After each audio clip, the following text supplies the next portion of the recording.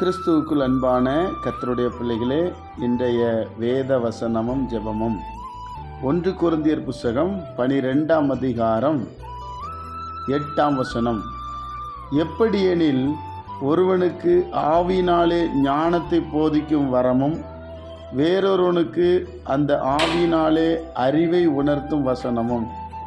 என் அன்பு கர்த்தருடைய பிள்ளைகளே, இந்த நாளிலும் கூட ஆண்டவராய் இயேசு கிறிஸ்து பரிசுத்த ஆவியானவர் மூலமாய் நமக்கு கற்றுக் கொடுக்கிற ஒரு காரியம் என்னவென்றால், எப்படி எனில் ஒருவனுக்கு ஞானத்தை போதிக்கும் வரம்.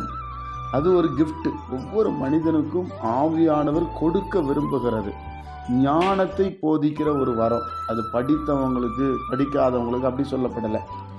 யார் வாஞ்சையா ஆண்டவரிடத்தில் கேட்கிறார்களோ அவர்களுக்கு ஞானத்தை போதிக்கும் வரம் என்றால் கிஃப்ட், தேவன் கொடுக்கிற ஒரு பரிசு. அப்படிப்பட்ட ஒரு மனிதனிடத்தில் பேசினா அவங்களுக்கு அந்த வசனத்தினுடைய வெளிச்சம் தெரியும், நம்ம நடக்க வேண்டிய வழி தெரியும். நிறைய காரியங்களில் அவங்க ரட்சிக்கப்பட்டு கர்த்தர் பக்கமாய் திருப்புவதற்கு ஏற்ற விதமாய் இந்த வரம் கிஃப்ட் கர்த்தர் கொடுக்க உண்மையிலவராக இருக்கிறார். என் அன்பு கர்த்தருடைய பிள்ளைகளே, நாம் ஏராளமான காரியங்களை ஆண்டவரிடத்தில் கேட்கிறோம். ஆனால் அப்போஸ்தலனாகிய பவுல் கொரிந்தியர் பட்டணத்திற்கு 12ஆம் அதிகாரத்தில் எப்படி எழுதுகிறார்? கேட்கிறவங்க ஞானத்தை போதிக்கும் வரம்.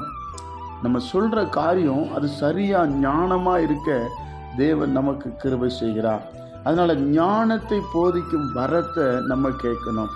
கேட்கிற எவனும் பெற்றுக்கொள்ளுகிறார். ஆண்டவரே, இந்த ஞானத்தை நான் போதிக்கணும். என் பிள்ளைக்கு சொல்லும்போது, என் மனைவிக்கு சொல்லும்போது, என் கணவருக்கு சொல்லும்போது, என் ஒர்க்கர் என் வேலைக்காரங்களுக்கு சொல்லும்போது, மற்ற நண்பர்களுக்கு சொல்லும்போது, ஆண்டவரே உம்முடைய நாமத்தினால சரியானதை பேசி, ஆண்டவரே வேதத்தினுடைய மகத்துவங்களை நாங்கள் கற்றுக்கொள்ளத்தக்கதான அந்த கிருபைகளை நீர் எங்களுக்கு தாரும் என்று சொல்லி கர்த்தருடைய பிள்ளைகளாகிய நாம் கேட்க வேண்டும்.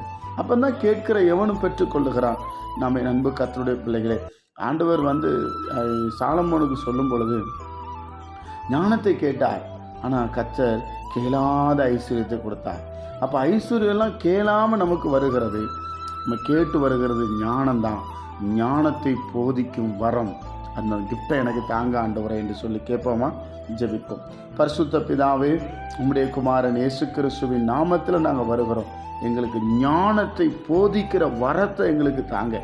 ஜனங்களுக்கு, எளிமையான ஜனங்களுக்கு, முரட்டாட்டமுள்ள ஜனங்களுக்கு, பாவம் செய்கிற ஜனங்களுக்கு, கர்த்தரை பற்றி அறியாத ஜனங்களுக்கு கர்த்தரை பற்றி நல்லா சொல்லுவதற்கு வேண்டிய ஞானத்தை எங்களுக்கு தாங்க சுவாமி.